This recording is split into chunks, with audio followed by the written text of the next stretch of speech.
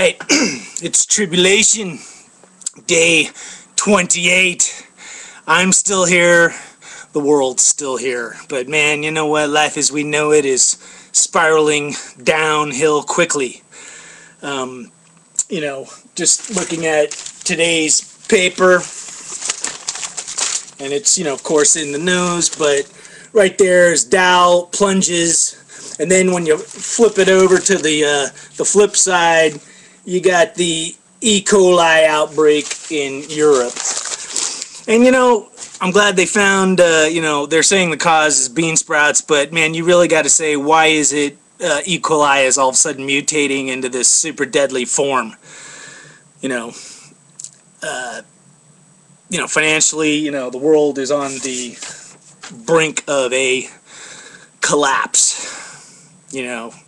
They said that 80% of Americans now believe a second depression is coming. Yeah, it's coming, right? Yep. And right now, of course, our president, he doesn't really know what he's doing, but for that matter, I don't know if anybody can step in at this point and stop what's going to happen. So, that's just the way it is. Today what I wanted to kind of look at is the Middle East. And man, it's just like, the Arab Spring, the Arab Uprising, whatever the hell you want to call it. It went from a flame to a full-on, out-of-control wildfire. Right now in Libya, it's a full-scale civil war. NATO doesn't seem to have the willpower or just, the capability of getting rid of Gaddafi. The United States is just sitting there going, boo. Yemen, completely out of control, the government cracking down, in Yemen, they definitely think Al-Qaeda is going to take over. In Egypt, nobody knows what's going to go on, but everybody, if I had to bet, it's like the Muslim Brotherhood and some form of more Sharia-type law in existence in Egypt is going to probably come into existence. And, I think communism is pretty prevalent in the Middle East, man, because, communism has a way of just existing in the poorest of poor countries, like even down in South America, in the Latin American countries, in Africa, wherever, because, the communists, they know how to manipulate the masses of poor people because they promise them a better life and, they pretty much do not deliver it. But, there's also just the religious thing, the whole Shia Sunni thing, Arabs fighting Arabs, but in the long run, they kind of unite, like their battle is more for control of the religion and control of the government. It's not so much fighting each other, as far as hating, even though there's hate there, because even, when the government's killing you, you hate the people, and if the government's the Sunnis or the Shia or whatever, there's a lot of hatred going on there. But Syria is completely out of control. The government right now is attacking some town up on the northern border, and there's at least 1,500 refugees fleeing into Turkey right now. The Palestinian thing is ready to erupt, man. People, wait till next week. See what is happening in the news. And that's kind of what I'm going to talk about just a little bit is the bigger dynamic in the Middle East is ultimately the Muslim world against the Israeli world. And it's kind of like, why do they hate each other so much? Two of the most obvious things, there's all sorts of elements that go into it, religion, ethnicity, and maybe even some other things, but land, of course, is like the dummy answer. Oh, the Israelis took our land. Oh, the Palestinians took our land. People taking land happens all the time. The Indians in America are still whining about us, I guess, being the white people taking their land. But, the bottom line is, as people keep expanding and there's now 4 billion people, it's getting to the point where it's nobody's actual land. We all have a right to exist on Earth, so I still stick with Sam Kinison, when he was talking about the starving people in Africa. He said, don't send them food, don't send them a sandwich. He said, send them luggage and a U-Haul so that they can move away from where there's no food and move to some place where there is food. But, you know, that's one of the problems we have in the world is, you know, people moving causes issues, you know. And, you know, one of the biggest cultures, you know, that has an impact on societies is the Muslim culture, because, you know, they're kind of like Mormons in a way, only worse, you know, because their religion just kind of dominates their lives, and ultimately it seeps into the government, you know, especially if they're the ones running it. But, you know, the other thing might be religion, you know, like, oh, the Israelis believe in Jehovah and the Arabs believe in Allah, our God against your God, which, you know, if there's only one God, that doesn't make any sense at all, because then you get into like, oh, our God's the right God and your God's the wrong God. But you know what? There's the bottom line is, like, if there is a God, he doesn't want people killing people. You know, just like, you know, one thing that trips me out is, like, after a football game or basketball game, they go up to the player and they say, man, how'd you do what you did? How'd you score all those points? And they always say, oh, thank God. God allowed me to do that. But you know what? I don't have a problem praising God, you know, for helping people in their lives. But, you know, seriously, when it comes down to like a sporting event, God doesn't choose sides. He doesn't say, hey, man, you know, I want the Miami Heat to win, so I'm going to give LeBron James, you know, an extra good day of basketball. I think God's just more of a spectator, man. He doesn't take sides, and especially in war, he doesn't take sides.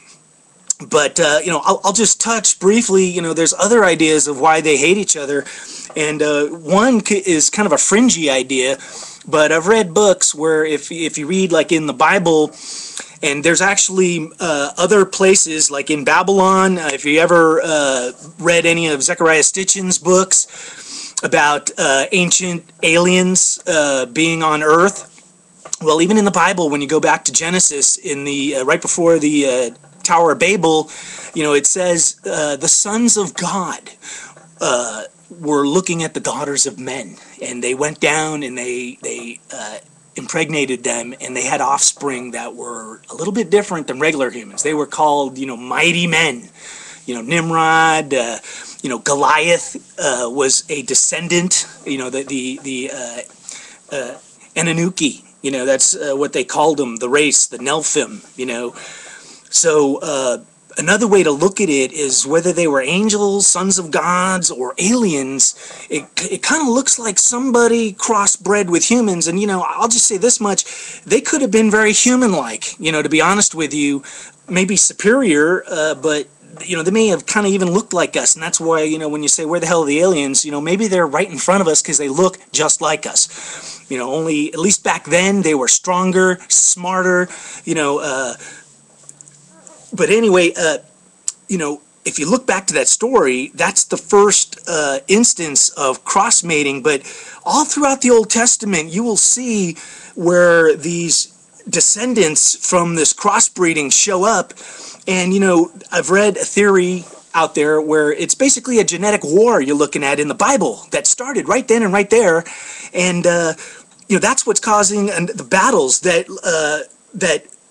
it's been humans fighting, you know, hybrids or, you know, these descendants. But that's who Abraham was fighting, you know, right before he got, when he came out of Babylon. And he was even kind of known as a descendant, or at least in Babylon, you know, if you read the history, they talk about people coming from the sky, you know.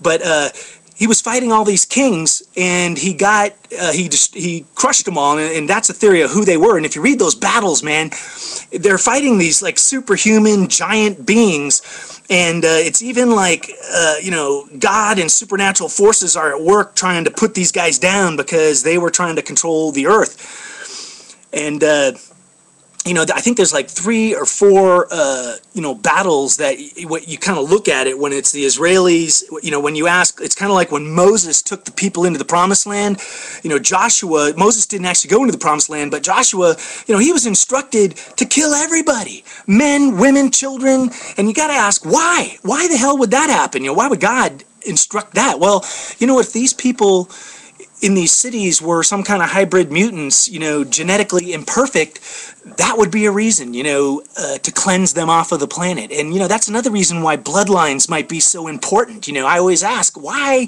the bloodline of Christ? Why is that so important? Why does everybody trace their bloodlines? Well, it might be, the blue bloods, the pure bloods, whatever, but that might be a dynamic of why the Middle East, why they're fighting over there.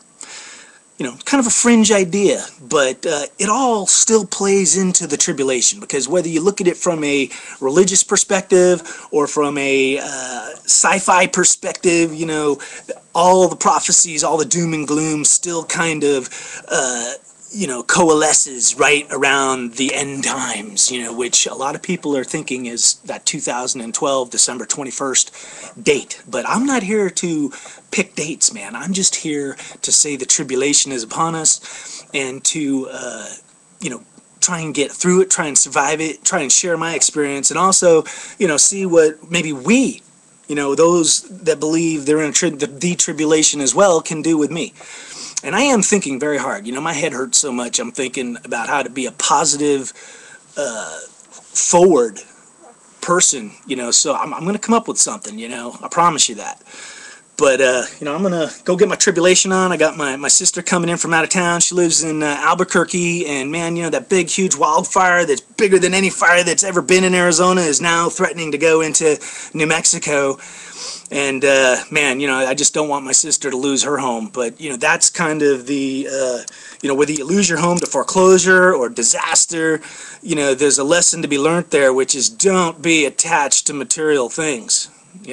Life is much more important. Friends and family and just being alive on earth is important. So, I'm going to go get my tribulation on and keep on rocking. Stay positive, man.